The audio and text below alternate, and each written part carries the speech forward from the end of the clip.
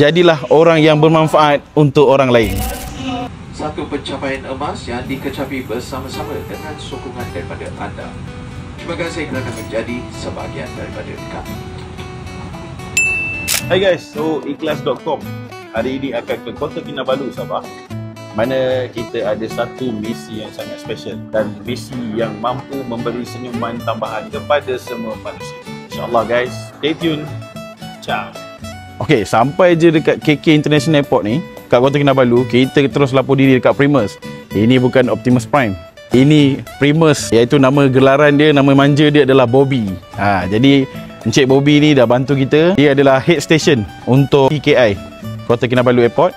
Dia dah bantu kita dengan Miss Everly, dia punya orang kanan dia. Dia bawa kita masuk dalam briefing room di office GTR. Kita dah briefing kepada 25 kaki tangan yang layak untuk menerima bantuan pasca banjir ni lah.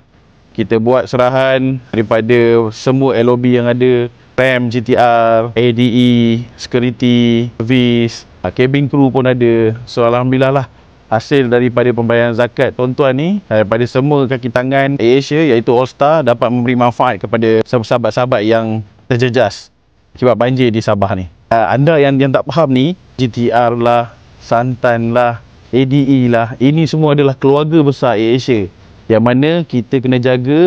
Jika satu jatuh, kita sama-sama angkat untuk naik. Sebab itulah kita nak semua All Star buat potongan zakat auto debit melalui ikhlas.com.